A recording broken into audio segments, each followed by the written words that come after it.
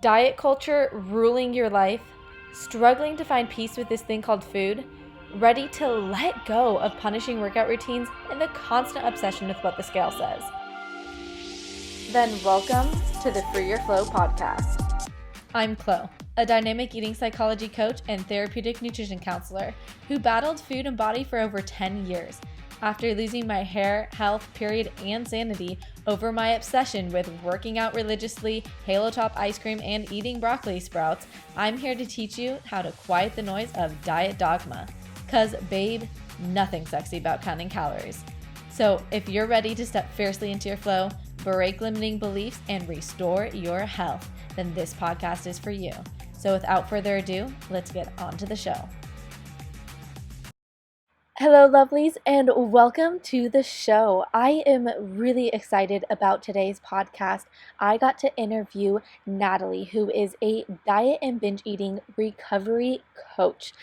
I loved this interview because Natalie is sharing her experience with dieting and with binge eating, which, in case you are not aware yet, are very, very connected. Most of us are binge eating because we are dieting or because we have diet thoughts. So Natalie shares with us her journey. She shares with us what she does with her clients and how she helps them finally feel free with food. Before we get started in the show, I just want to quickly highlight one of the things that me and Natalie talked about because I think this was absolutely the pinnacle of our conversation and I don't want you to miss out on it. She talked about how at times we need to prioritize our emotional health over our physical. And when you are recovering from disordered eating or eating disorders or binge eating or chronic dieting, there are times where you are going to have to put exercise on hold. You are going to have to eat a little bit past your comfortability, especially if you are trying to get your period back, if you're dealing with amenorrhea. And I feel like we just aren't talking about this enough because we are so fixated on just the physical aspects of health in our world.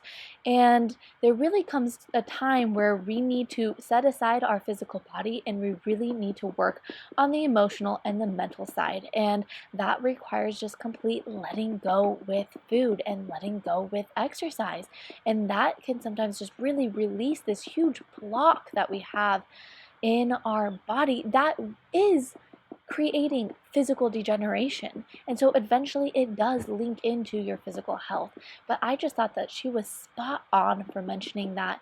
And it really, I just wanted to, sort of hit that point home so that you guys can really understand how much of a mental game that this is when it comes to disordered eating and healing from binge eating or overeating or restricting and overexercising, whatever it is that you're dealing with. It's really important to focus on healing at all levels. Okay, so now that you know you have that to look forward to, let's just get onto the show because there were so many other things that were so helpful. All right, so Natalie, I would love to hear sort of your story a little bit. What got you into this? You're doing this amazing work with binge eating recovery and diet recovery. And so it makes me think, all right, what was your story? And so please share. Yes, of course. We all teach what we needed to learn once, right? So I used to be a chef. I worked in the restaurant industry for a couple of years, which was shocking to me at the time. I never thought I would end up doing that. But somehow I ended up there after college, going to culinary school, where actually looking back, my binging probably reached an all-time high was during culinary school. I was doing the savory program, but the pastry program was going on at the same time, and we'd walk out of class and there would be just like rows and rows of cakes and madeleines and cookies and breads and everything, and I would just gorge on them and binge on them. And at the time I didn't identify with being a binge eater, but looking back it was what was going on. Anyway, so I ended up working in restaurants and leaving 3 years in because of one, because it wasn't what I wanted to keep doing career-wise. I didn't know what I wanted to keep doing, but I knew I couldn't hack the hours and the low pay and just the lifestyle. And mainly though, I left because I reached a breaking point with my health. And I felt incredible inflammation when I woke up every day. The idea of just getting out of bed to put on clothes or go to the bathroom, I truly felt what it felt like to feel inflamed from the inside out.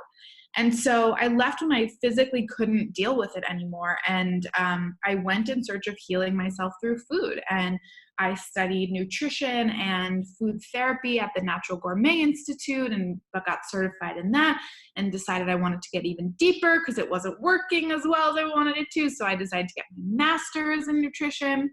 And essentially I would go off and on these cleanses, right? Like I would eat Whole30 and I would feel great physically, but not great emotionally. And then sometimes I even wouldn't feel great physically because it was really my digestion that was falling to pieces. So even eating Whole30 wasn't the answer, which in the past I had thought was like the cure all to everything. Wait, yeah. So I want to dive into this because you're mentioning so many good points here.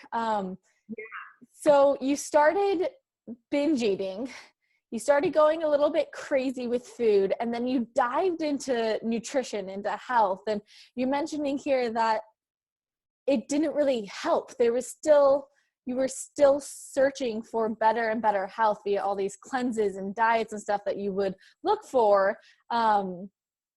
This just rings true in my life. I would search for the new diet that would fix my digestion, that would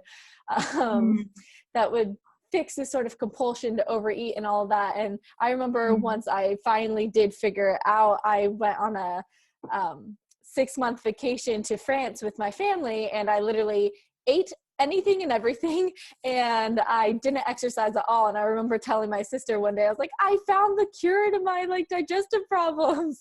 And she was like, what is it? It's like, all I have to do is love the food I eat and to slow down and to not be restrictive. But anyway, so continue on with your story.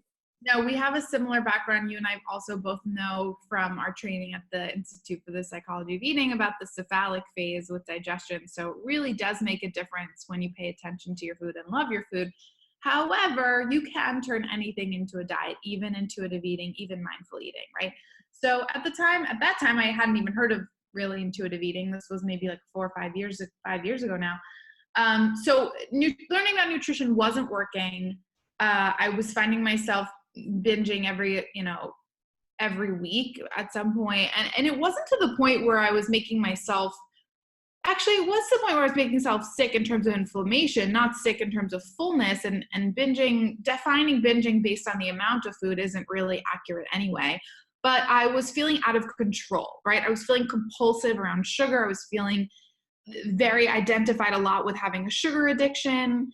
And I kept feeling terrible and eating foods that made me feel terrible. So it was, on the one hand, it was this idea that like, oh, this is just for my health and I really want to just get better. I don't even care about how my body looks anymore. It's just about how I feel. But always underneath the idea of wanting to get healthy was, yes, and if I get healthy, I will lose weight. So it took a lot for me to really admit that, for years underneath my quest for health was also this assumption that it would come with weight loss. And I was barking up the wrong tree, right? So what I've learned in my recovery and help my clients with is understanding that unfortunately, and this is heartbreaking for a lot of people, unfortunately, long-term weight loss through the manipulation of food in your diet does not work. It's just science. So what I wrote, this article that you mentioned when we were talking earlier about for Bon Appetit's offshoot Healthyish, which is such a cool thing that they do, is how whether it's Whole30 or paleo or veganism or cutting out just dairy or whatever you want to call it, right? Whatever protocol you're on, Weight Watchers, whatever, with the goal of weight loss, whether you're admitting that to yourself or not, if that could be in the back of your mind, in front of your mind, Oh yeah, With that, that was me for so many years. It was, yeah, oh, and like, this is just because I don't want to have heart disease and cancer and all that. But when I right. really look at it, to be honest, I'm not scared of heart disease. I'm scared of having stomach rolls. I can't tell you how many clients I have where on our discovery call, like on our initial call, they're like, I love my body. I don't hate my body. It's not about my body for me. And then what we find out is actually they don't want to be hating their body and not loving their body, but they can't help it because they're stuck in a world of fat phobia and negative body image, and they haven't healed that, which was exactly how I was. I would go to any like coach or nutritionist and be like, I don't have body image issues. I love my body, right? But if you lived in my brain, you would see a little bit of a different story. So it wasn't until I really understood that with any kind of weight loss goal or assumption or expectation, my relationship to food would never be completely easy, relaxed, and healed. I would always be, as Isabel Foxen Duke, who's an amazing teacher and a mentor of mine, she refers to it as reactionary eating, right? So binge eating isn't emotional eating. People love to lump that together. Sometimes emotional eating can lead to binge eating, but it's reactionary eating. It's eating in reaction to diet culture, to emotional deprivation or physical deprivation. So That was huge for me. It was always a physical restriction. And I think a lot of people do this and they don't sort of equate the restriction that they have during the day to their binges at night. But I know for me, it's like I wouldn't eat until like 11, and then I would have a small breakfast and then just a little bit like for lunch. And then nighttime, all of a sudden, it's the whole thing of pasta, the whole loaf of bread, and the cookie chocolate bar. cereal, that I was think my thing. it would have been so much better for me to just eat a little breakfast, eat a good decent lunch, eat a good decent dinner, and then not be like binging out like crazy. Can you speak more into that, more into why it is a reactionary response? Yeah, so our brain doesn't want to be controlled. Like our decisions around food, it's kind of like imagine like breathing. Imagine if you were constantly trying to control the length of your inhales and exhales in a way that felt very unnatural and didn't actually serve the best functionality for your body. Eventually, you would need to like pant, right? You'd be like, or you would need like long breaths. Like you would rebel against that natural relationship to breath. And we're all born having a really natural, easy relationship to food. So when people say they have a food addiction or a sugar addiction, it's really a processing issue. I wouldn't call it, it's not an addiction. And what that comes from is the stress that we put on ourselves to eat a certain way. So that shows up as like the shoulds, right? Like I should eat this, I shouldn't eat that. And that causes stress, which really is trauma, right? Like dieting is actually creates trauma in your body because it comes from an emotion that's overwhelming that you can't, it's a coping mechanism, right? It comes from not wanting something different to be happening with your body, right? So you can't handle what's actually happening. And so you try and cope through dieting. And what that does is it creates this like block in your body where you can't have a free insight into your intuition around food. You can't have as much of an intuition around your satiety signals, around what you need and what you want. And so your body rebels against that control and that stress. But So Natalie, what if I'm eating healthy food, and what if I'm choosing to do, say, the Whole 30, great. where I'm focusing on just, being healthier, and how Yeah, would that be bad for me? such a common thing that people come to. I've actually had like mega health influencers come to me with like secret binging habits, like people who are vegan or whatever, plant-based, and have this body that fits the like sort of media standards of what a healthy, beautiful, thin body would look like. And they're actually having a really difficult time with their relationship to food and feeling good in their I'm body. And raising my hand like 10 times here. Here I yeah, was, yeah. vegan, six-pack abs, all that, and I was going Yeah. crazy So with number food one, at like night. just an aside, like you never know what's going on with people in real life from social media or magazines or movies. So the other thing is I've had so many women come with like this ideal of, I just want to be that girl next door that like can eat whatever she wants and have the perfect body and the perfect abs and butt. And it's like, who is that? Like, tell me who really that is, right? So first of all, being in reality, right? Second of all, when you're putting your, like when you're doing it for like the virtuous health reasons, right? You're putting your physical health above your emotional health. And our bodies need both. Our experience of life, it consists of both our physical health and our emotional and mental health, right? So when you're spend years and years and years putting your physical health, trying to control, putting your physical health above and before your mental and emotional health, your mental and emotional health will rebel and say, I want to eat the damn cookie. I want to be the girl that can order something on the menu and not make 1,000 supplementations. Like, yes, I remember those days. I want whatever it is. For me, it's I want to be the girl that can eat out of the pint of ice cream or can have chocolate chip cookies whenever she wants or can have mac and cheese like I used to. So one of the reasons why I feel that I was experiencing sugar addiction is I was eating my meals as like Whole30 and then I would binge on sugar. And I wasn't allowing myself, when I started doing the work to really, really heal my relationship to food, what I found was, and part of that work, is total legalization around all foods.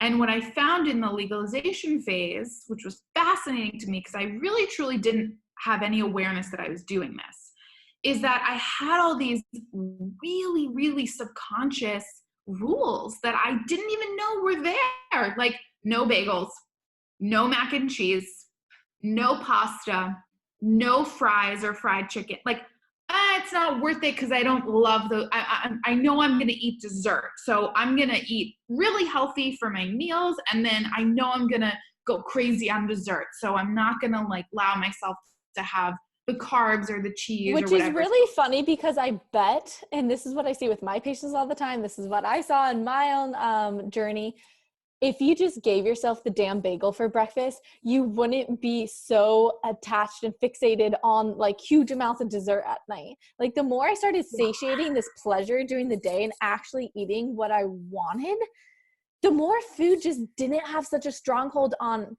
me. And that's when you can start then releasing the binge eating, by just releasing that diet mentality it's making you want to rebel. I love how you're saying that. It makes us want to be a little teenager and be like, I can't have cookies. Like, all right, well then I'm going to go eat the whole like box of like low fat crackers or whatever it is. And it's just like, instead of just giving yourself a couple cookies. Yeah, it's so funny because we all say we want more control around food, right? We want to feel more in control around food, kind of like when a kid is like, I want more responsibility. Why won't you like give me later curfew? But then we're treating ourselves like we need these rules and we don't have control. And so the rebellion is coming from wanting to be given full reign. However, I do want to make it clear that just giving yourself the bagel for breakfast isn't going to heal your relationship to food, right? So if you still have the shoulds hanging over you, you could be eating that bagel. You could be saying, someone could be listening to this interview and be like, but I eat bagels all the time. I binge on everything, right? If you're emotionally feeling deprived by thinking I shouldn't be doing this, freaking out about doing this, freaking out about what it means for your body, for your weight, for your life, for how your parents are going to treat you when they see you next time, for how your dates or partner's going to treat you, what it's going to be like on a date, right? So it's not just as simple as manipulating your food.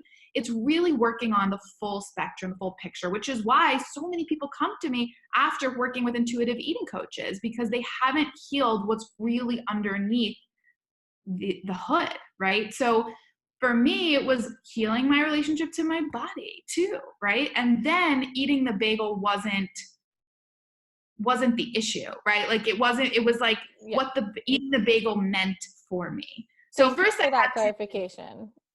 So first I had to experience legalization, and then what came up during that phase is often body image stuff, right? So then you want to work on the body image stuff. So it's it's really nuanced and full of lots of things, but the number one way to start is to notice where you have those rules up that you might not even realize you have. Like cereal for me was huge.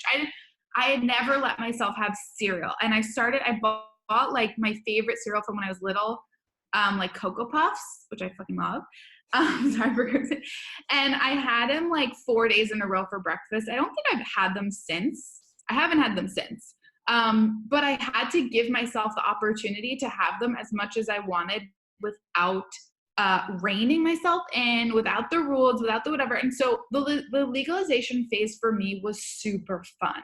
I had a lot of fun with it. On the flip side. Well, pause right there quick. So, because this is important, because people think that, oh, once I do this, once I get rid of all food rules and all that, I'm gonna go crazy with the food. Yeah. And so you're explaining here, you ate it, you did it for a couple of days, and then it sounds like you haven't had it. So yeah. So if you do the emotional, mental work with this physical, like legalization phase, that's sort of the key. And the degree to which you relax into the legalization is the degree to the pace that you will go through it. So if you're expecting, I'm going to eat a ton of cookies, so I never want cookies anymore, you know, that expectation puts tension on your ability to digest. And that's another rule of then I can't have cookies anymore. Right. It's sort of another, like it's diet culture hiding in the recovery, right? So I didn't know what was going to happen. What I did know is that I couldn't keep dieting and Whole30ing. That's all I knew.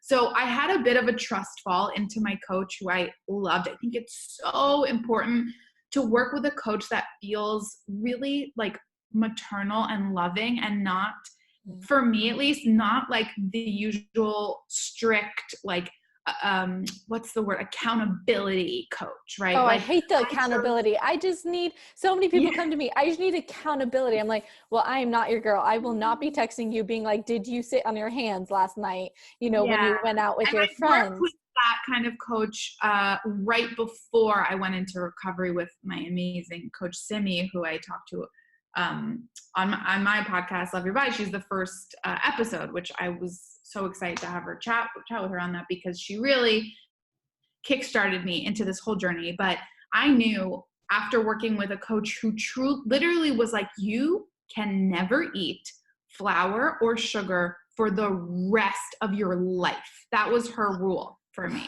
It's sort of like the bright line eating. I had a patient to say who it was, because she like wrote a book recently, and it's her thing is like, you are addicted to sugar and flour and you can never eat it again because it has a hold over you, and it's because it's ground up, your body processes it differently, and all of this stuff. And I was drinking the Kool-Aid. I worked with one of, not her directly, but I worked with one of her coaches for a month, who I truly like, it was so hard. I left that month like feeling like a failure, because I did it for like 3.5 weeks, and then what happened? I binged right back into it. And then I was like, enough, I'm done. I know this can't be it. Like, I didn't know what was on the other side, but I just knew this couldn't be what it was. And so I think sometimes you have to get to that point of just, I give up. Like, I give up on dieting. And so I really didn't know what was going to be on the other side of the legalization phase, if I was going to keep on the extra, pounds that I inevitably gained during it or not. But I knew that I had to try. I had to give it my all and just really give up on dieting for a while.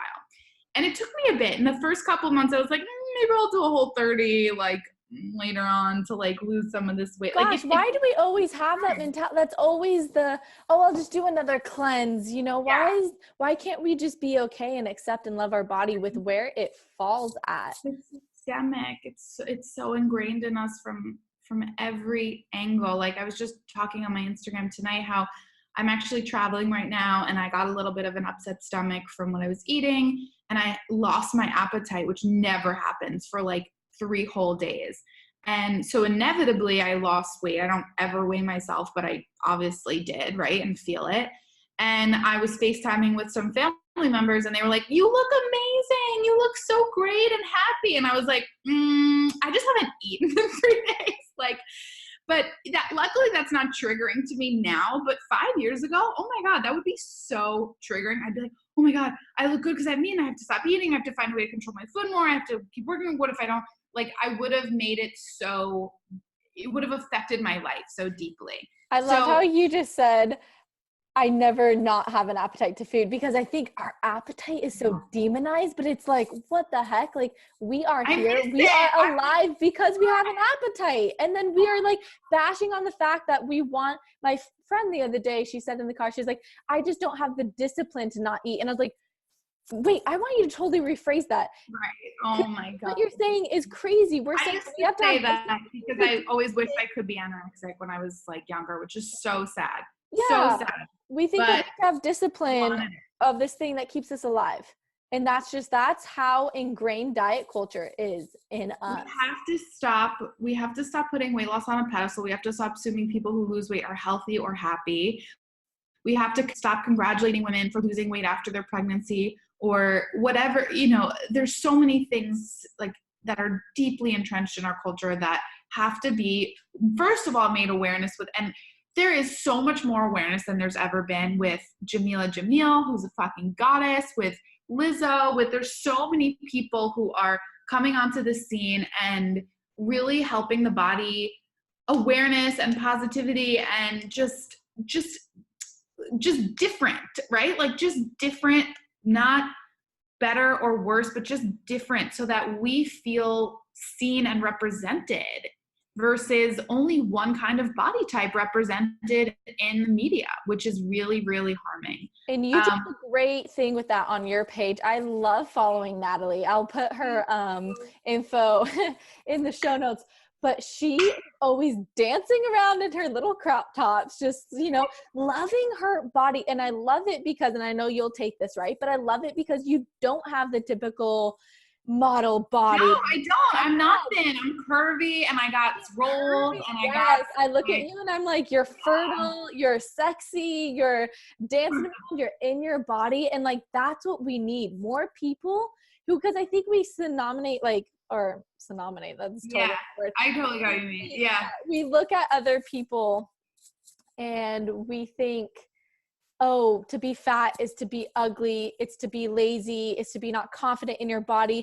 But then you got girls like you who are showing that like you can have great style, you can love your curves, you can dress them up, you can be sexy in this quote unquote bigger body. Yeah, or you can like be wearing pajamas and be sexy in this bigger body, right? Like I love a good fashion moment, and I love a good sweatpants moment. Like I truly feel the sexiest in a white tank top and gray sweatpants. Like that is, and like my hair done. I love my hair done. Because sexy comes from an energy. It doesn't come from what you look like. And that's the main thing. You just have great energy. You can tell you've done the work to love your body. I have, and most of the work is just allowing the love to come through, right? Like it's just giving yourself permission to love yourself and not feel that you need to change. You can do it right now. You can do it right now. You can literally love yourself right now, no matter what is going on with you in your life, in your body, in your relationship with food. You don't need to be anywhere different to love yourself. And I think that's like the most powerful thing to really digest and feel inside of you. And it's the most securing thing, right? So I feel like my own like sense of security and self-confidence has just skyrocketed over the last 2 years since living and breathing recovery, because I'm not worried about what anyone thinks of me, because I feel so in love with who I am. And not in a way where I'm like, I'm so amazing, but just in a way where it's like, you're great, you're good, you're fine. Yeah, there's always things to improve, right? There's always going to be that something you want to work on. Cool. That can always be there. And you're perfect. So what did that process of recovery look like for you? How did you finally just end that diet cycle and step into sort of who you are now? So one of the pivotal moments, which is actually like what I was going to lead into before when I was talking about the Cocoa Puffs, which is that like during my phase of legalization, I said, as I mentioned, I was having fun. I was ordering the pizza and the pasta. I was like really having fun with my relationship to food. And on the flip side, I was experiencing a resurgence in that feeling of inflammation that I had, right? Like I was feeling physically not great, not because of my weight gain, but because of inflammation going on from lots of gluten and sugar and not a lot of vegetables and probably not enough water and lots of things, right? So it's one thing to like bring on like one thing at a time, but I was really just having like a gung-ho moment, which was necessary for me to prove to myself that I wasn't going to take it away from myself. But I also had to really work through that experience of putting my mental health before my physical health, which was something that I hadn't thought of or done really ever. So I remember totally breaking down. I was on a trip, I think to California, and I had taken like so many supplements with me because I just felt terrible and I was just trying to make my way through it. And I had this moment where I got back to my hotel room and after like a night where I was eating and drinking and I felt terribly, and I went on to like take all my supplements before bed, you know, glutamine and collagen and turmeric and everything.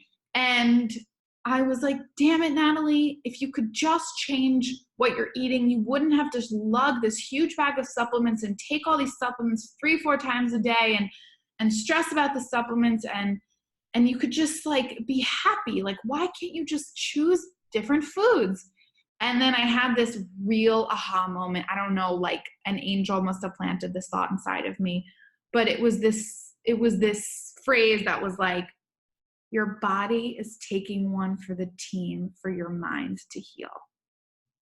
And it was this real aha moment that I love myself so much. My body loves my mind so much that she is working as hard as she can to support my mind through recovery. And I remember breaking down in tears, and I emailed my coach at this huge aha moment breakthrough. And ever since then, I just relaxed. I just knew my body was going to be okay. It was going to take one for the team while I was working on my relaxation around food and legalization. And I just believed that I was on the right path, even though I only saw glimmers of it for the first couple months. So it was a lot of faith and like kind of blind faith.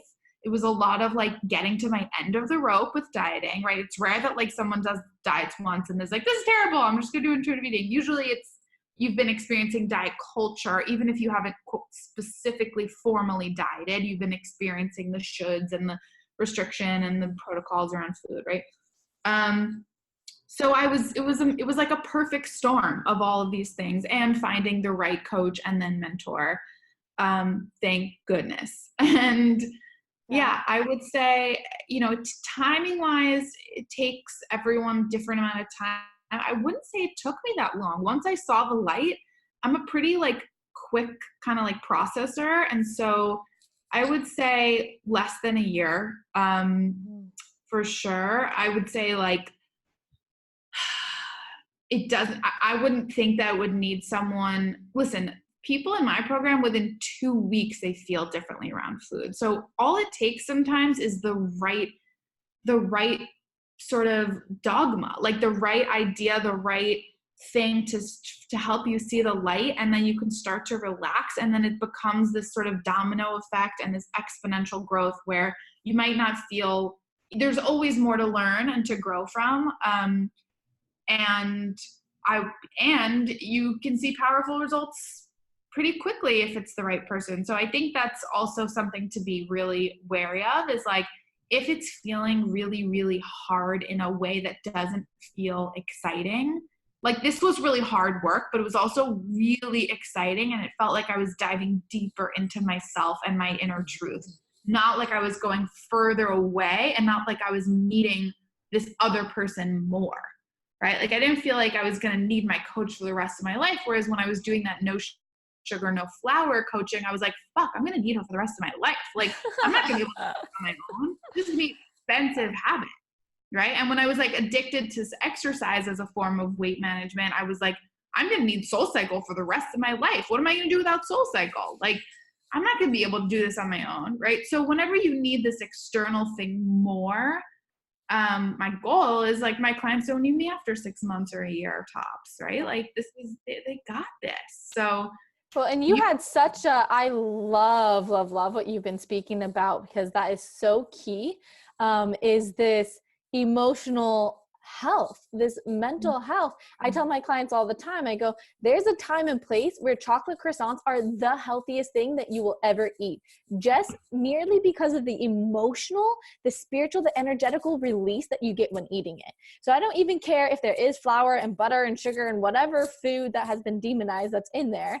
I don't care. The very fact of you energetically releasing is like the most powerful, healthy thing that you could do. So please tell us, because you do amazing work with women in regards to binge eating and diet recovery and all of that. I've been watching you on your stories on this group program that you have. Can you tell us more about that? If anyone here, I deal more with the orthorexia, the under eating and the over exercise and all that, but you're dealing with the binge eating. So I'd love for any listeners to be able to hear what you do. Yeah. So it's called Break Up With Bingeing. It's a 6-week group program where we really go into all the things that we touched on today, understanding the difference between emotional eating and binge eating, how to become an intuitive eater without making it just another diet or something that you can fall off the wagon with. We talk a lot about body image because that's connected to all of this. We do work on intuitive movement, intuitive exercise, nervous system regulation, because a lot of the root of like eating disorders or disordered eating is anxiety, right? So working with anxiety on a basic level. And then the magic of doing it in a group, like the group of women, first of all, when you're connecting with a group of women, whether that's in person or it's all over video chat. So I work with women all over the world, which has been so cool. You raise your oxytocin levels, you raise your happiness chemicals. So that's a really beautiful space to do the healing. We meet once a week on video chat, plus we're always in the Facebook group. I'm popping in doing lives. We have guest instructors come in. Maybe you'll come in, Chloe, for the next round. I'd love for you to. And then, because actually, you actually reminded me that one of the girls in my current group, she felt very left out because she had a body type that most people assumed was, she was very thin. And it happened to be that most of the other women in the group were in larger bodies, and she felt that she didn't belong in the group. And someone made a comment, not towards her at all, but just how like, oh, like something about like being thin and like assuming that they had privilege around like health or something. And it was really important to speak to the fact that it can come in any package. Someone can have a relationship with food that looks like the same in many different packages. So I think it is so important to have people that are speaking about this topic that look all different ways. And yeah, so the group is pretty magical because of that. And the results I tend to be much quicker in the group form. So I would say actually recently, because I've created this curriculum, it's a 6-module curriculum that women really get to go at whatever pace works for them in my one-on-one group too, or just the people that I work one-on-one with. So I would say within 2 weeks, you start to feel really differently if you're digging in and doing the work. But the group course has been insane just because of the number of people experiencing the transformations together. And I think they've all really been so wonderful at cheering each other on. You do get lots of one-on-ones too, so it's great. And I give my 6-month one-on-one clients the group complimentary too, for the most part, if it makes sense for them to be in there. I love that you're doing the group thing, because it really, one, that was how I healed, was finding good role models and being in the group and talking.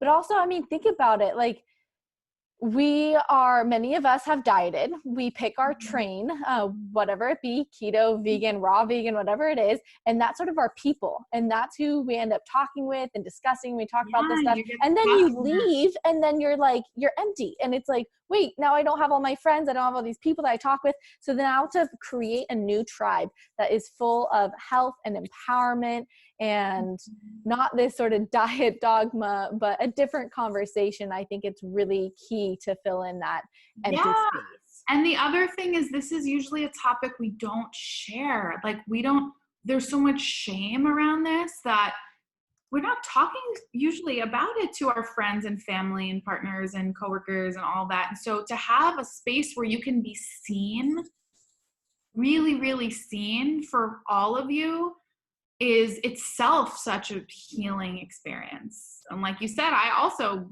went through the group experience and found it to be so incredibly healing for me. So that's why I started the group, and I'm thrilled that it is fulfilling my intention.